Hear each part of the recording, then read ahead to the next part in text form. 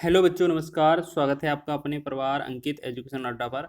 आज हम बात करने वाले हैं आपके एग्जाम की दृष्टि से बहुत ही महत्वपूर्ण प्रश्न आपको लेकर आए हैं। NTPC, group D, RPF, ELP, आपका कोई सा भी एग्जाम हो, सभी एग्जाम को टारगेट करते हुए ये सीरीज चलाई जा रही है। ये सीरीज का बढ़ता हुआ ये हमारा 50वां सेट है। इससे पहले हमने 49 सेट कवर किए हैं। अगर आपने नहीं देखे हैं तो प्ले लिस्ट में जाकर देख सकते हैं।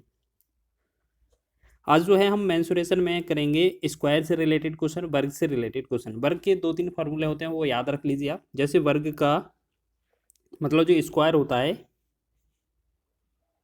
स्क्वायर उसमें जो साइड होती है वो ए, मतलब भुजा को ए बोला जाता है और चारों भुजाएं समान होती हैं। तो इसके 3 फार्मूले याद रखने हैं। एक तो आपको क्षेत्रफल याद रखना है, जिसे हम ए स्क्वायर या भुजा का स्क्वायर बोलेंगे।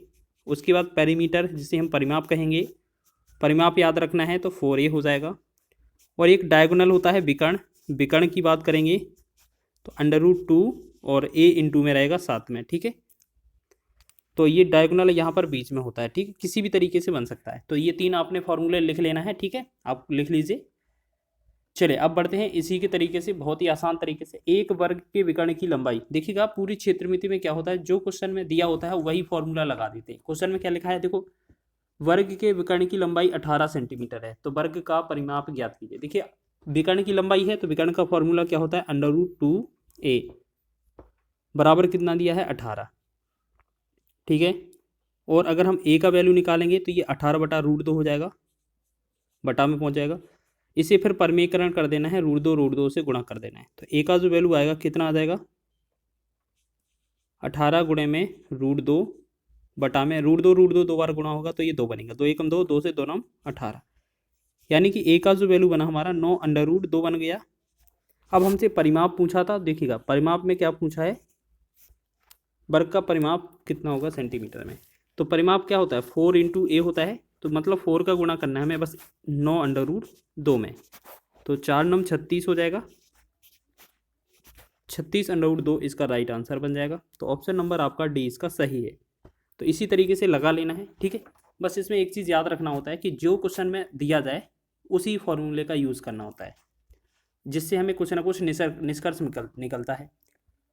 दो वर्गों की भुजाओं का अनुपात 4:3 है और उनके क्षेत्रफलों का योग 225 सेंटीमीटर स्क्वायर है। छोटे वर्ग का परिमाप ज्ञात कीजिए। ठीक है, तो इस तरीके से आपको क्वेश्चन में दिया गया है, देखिएगा। तो यहाँ पर हम बात करेंगे, यहाँ पर वैल्यू दिया है 4:3, यानी कि अगर हम पहले वर्ग की भुजा पूछें तो पहले वर्ग की भुजा 4x हो जाएगी, दूसरे वर्ग की भुजा पूछे तो 3x हो जाएगी। ठीक है, ये पहला वाला, ये दूसरा वाला। अब हम इसे कह सकते हैं बड़ा 4 हो जाएगा, ये छोटा वाला कौन सा हो जाएगा, 3x वाला, और 4x वाला बड़ा हो जाएगा। ठीक है, अब इनके वर्गों का क्षेत्रफल का योग, मतलब सॉरी वर्ग, मतलब ये वर्ग हैं, स्क्वायर हैं, इनके क्षेत्रफलों का योग। तो देखिएगा इसका क्षेत्रफल क्या होगा, भुजा का स्क्वायर होता है, मतलब 4x का स्क्वायर हो जाएगा, प्लस में 3x का स्क्वायर हो जाएगा, और इनका टोटल करते हैं, क्षेत्रफल कितना होना चाहिए, 225। तो 4 का वर्ग कितना, 16x स्क्वायर, 3 का वर्ग कितना होगा, 9x स्क्वायर, 225। तो 16 और 9 कितना होता है, 25x स्क्वायर, बराबर हो जाएगा ये 225। तो हम 25 से डिवाइड करेंगे, 25 से कम 25, 25 नम्मा 225, यानी कि हमें मिला x स्क्वायर का वैल्यू कितना, 9। ये स्क्वायर का वैल्यू है तो x का वैल्यू कितना होगा, 3। ठीक है, अब हमें 3 का वैल्यू मिल गया है। तो हम देखेंगे बड़े वर्ग की जो भुजा है वो 4 अनुपात में है, 4x, छोटे की 3x। तो हमें बड़े का कहीं यूज़ करना ही नहीं है, बड़ा पूछा ही नहीं है हमसे, छोटे वर्ग की परिमाप पूछा है। तो 3x इसकी भुजा है, तो इसकी भुजा कितनी हो जाएगी, 3x लिखा है, इसका मतलब क्या है, 3 गुणे में 3, 3 तिरका 9 हो जाएगी। अगर इसका परिमाप पूछे हम अगर आपसे, तो परिमाप का मतलब होता है 4 इंटू ए। तो परिमाप का क्या हो जाएगा, 4 गुणे में ए का वैल्यू कितना है यहाँ पर 9, तो ये हो जाएगा 4 9 36। छोटे वर्ग का जो परिमाप होगा वो हो जाएगा 36। ऑप्शन नंबर ए इसका राइट आंसर हो जाएगा। इसी तरीके से आप सभी क्वेश्चन को कर रहे होंगे। चलिए जल्दी से देखते हैं आगे क्वेश्चन, स्पीड की तरफ से, स्पीड से। उस वर्ग की प्रत्येक भुजा की लंबाई ज्ञात कीजिए जिसके प्रत्येक विकर्ण का माप 10 सेंटीमीटर है। ठीक है, जैसे हम बात करें वर्ग के विकर्ण का मान, प्रत्येक विकर्ण का मान क्या है, √2a। √2a क्या होता है, विकर्ण होता है, विकर्ण की माप दिया है 10। अगर यहाँ पर हम बात करेंगे ए का वैल्यू निकालें तो 10 यहाँ पर हो जाएगा, √2 नीचे हो जाएगा। जो हमने पहले क्वेश्चन में किया था ना कि √2 से ऊपर √2 से नीचे परिमीकरण कर दिया था। परिमीकरण में क्या है, गुणा किया जाता है। तो 10 √2 ऊपर हो जाएगा, बटा में 2 √2 एक बार 2 बनेगा, 2 एकम 2, 2 पंचे 10। तो हमने देखा यहाँ पर ए का वैल्यू कितना आ रहा है, 5√2। हमसे पूछा क्या है, प्रत्येक वर्ग की भुजा की लंबाई। तो यही तो हमसे पूछा था, बस यही भुजा की लंबाई पूछी थी, तो यह हमारा आंसर हो गया। ठीक है, तो ये आपके एनटीपीसी के एग्जाम में इस तरीके के प्रश्न बने थे। नेक्स्ट क्वेश्चन देखें, दो वर्गों के क्षेत्रफलों का अनुपात 16:9 है, तो उनके परिमापों का क्रमशः अनुपात कितना होगा। देखिएगा यहाँ पर ये क्या है, आपका 16:9 दिया है, इसका मतलब 16:9 दिया है। ये क्या है, a² के बराबर है, आपको पता है, और ये भी a² के बराबर है। मतलब पहला वाला पहले a1 का स्क्वायर, ये वाला a2 का स्क्वायर हो जाएगा। ठीक, तो हमने देखा अगर इनकी ये क्या है, वर्ग हैं, अगर इनका भुजा का वर्गमूल निकाला जाए, अगर इनका वर्गमूल निकाला जाए तो हम यहाँ पर a1 बराबर बटा में a2 अगर पूछें तो पहले और दूसरे दोनों का वर्गमूल निकालेंगे तो ऊपर 4 आ जाएगा, नीचे हमारा 3 हो जाएगा। तो ये हमारा भुजाओं में अनुपात हो जाएगा। ठीक है, अब हमें क्या चाहिए, हमें परिमाप में अंतर चाहिए। अगर a हमारा ये है, अब परिमाप क्या होता है, 4 गुणे भुजा, इसका 4 गुणे में a1 करेंगे, इसका 4 गुणे में a2 करेंगे। तो मतलब क्या है, पहले वाले में 4 का गुणा करेंगे, 4 चौके 16, और नीचे वाले में 4 का गुणा करेंगे तो ये हो जाएगा 4 तिया 12। फिर 4 से डिवाइड कर सकते हैं, या फिर आप ऐसे समझ लीजिए कि 4 से 4 इसमें कट ही जाएगा, तो a1 बटा a2 का जो अनुपात होगा वही इनके परिमाप का अनुपात होगा, यानी कि 4/3 ही रहेगा। तो हमारा आंसर क्या होगा, ऑप्शन नंबर ए। ठीक है, जो उनकी भुजाओं में अनुपात है वही उनके परिमापों में अनुपात होगा। ठीक है, ऑप्शन नंबर ए इसका राइट हो जाएगा। नेक्स्ट क्वेश्चन देखिएगा, इसमें सभी क्वेश्चन वर्ग से रिलेटेड करने वाले हैं। एक वर्ग का क्षेत्रफल 289 सेंटीमीटर स्क्वायर है, इसके विकर्ण की लंबाई क्या है। देखिए वर्ग का क्षेत्रफल क्या होता है, a² और इसका जो वैल्यू है 289 दिया हुआ है। अगर हम भुजा निकालेंगे इसका वर्गमूल कितना आ जाएगा, 17, यानी कि वर्ग का जो भुजा है वो 17 आ गई। हमसे विकर्ण की लंबाई पूछा है, तो विकर्ण क्या होता है, विकर्ण का फॉर्मूला हमने आपको बताया था ना, 3 फॉर्मूले। विकर्ण का फॉर्मूला होता है √2a, यानी कि √2 का ये गुणा करना है हमें 17 में बस, तो इसका जो आएगा 17 √2 बनेगा हमारा राइट आंसर।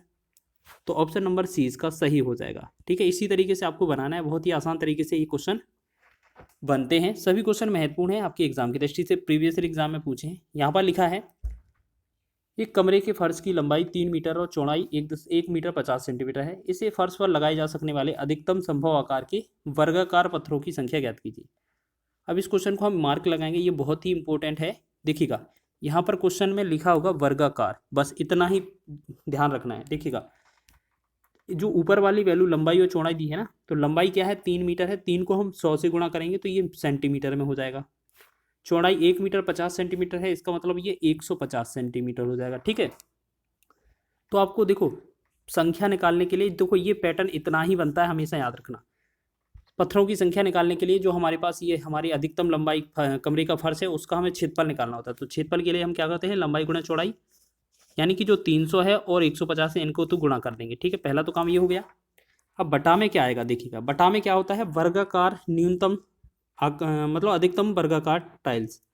तो पहले टाइल्स का क्षेत्रफल निकालेंगे, पहले टाइल्स का लंबाई निकालें। टाइल्स का लंबाई कैसे निकाला जाता है, इन दोनों का मासा निकाला जाता है सबसे पहले। ठीक है, तो हम क्या करें, मासा क्या होता है कि इन दोनों में जिससे पूरा भाग चला जाए। आपको पता है कि ऐसे लग रहा है कि 150 का भाग दोनों में चला जाएगा, यानी कि HCF जो होगा वो 150 हो जाएगा।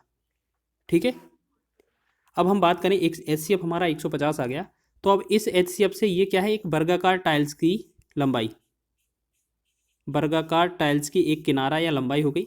और वर्गाकार जो टाइल्स का लंबाई 150 है, तो क्षेत्रफल कितना होगा, 150 गुणे में 150, क्योंकि वर्ग का क्षेत्रफल वर्ग a² होता है। 150 से 150 कट गया, 150 एकम 150 मतलब 150 का 300 डबल होगा ना, बस ये 2 टाइल्स लगेंगी, आंसर हो जाएगा हमारा। ठीक है, इसी तरीके से ये बनाना था, ऑप्शन नंबर ए इसका राइट है। और बहुत एग्जाम की दृष्टि से ये बहुत महत्वपूर्ण है, आपको याद रख लेना है। ठीक है, बहुत पूछा जाता है। नेक्स्ट क्वेश्चन की बात करें, देखो यदि एक वर्ग के विकर्ण की लंबाई 20 सेंटीमीटर है तो इसका परिमाप क्या होगा। ठीक है, बहुत ही आसान है, आप सीधा देखें, विकर्ण की लंबाई क्या होती है, 2a मतलब √2a बराबर 20 दिया है। तो हमसे क्या है ए का वैल्यू पूछा है, तो 20/√2 हो जाएगा।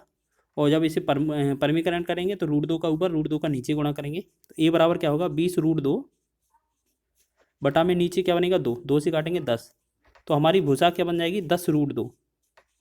ठीक है।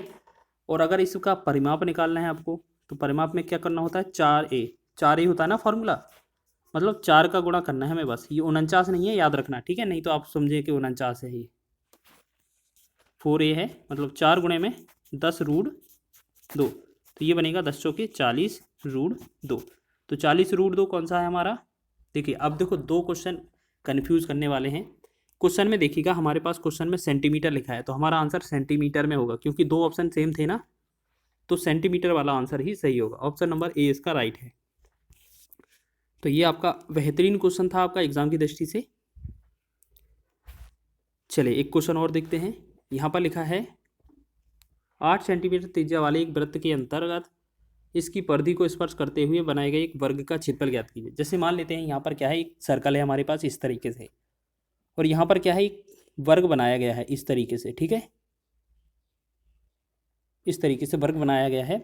बोला गया है कि जो त्रिज्या है वो यहाँ से लेकर यहाँ तक कितना है 8 सेंटीमीटर है। अगर हम इसका व्यास पूछे तो 8 इधर होगा, यानी कि ये टोटल 8 हो जाए, टोटल कितना 16 हो जाएगी। तो जो वृत्त की व्यास है 16, वो वर्ग के विकर्ण के बराबर है। तो वर्ग का विकर्ण क्या होता है √2a बराबर इसकी जो वैल्यू है वो कितनी आई 16। तो a का वैल्यू कितना आएगा 16 बटा में √2, और जब भी √2 आएगा तो इसका परमीकरण कर देंगे।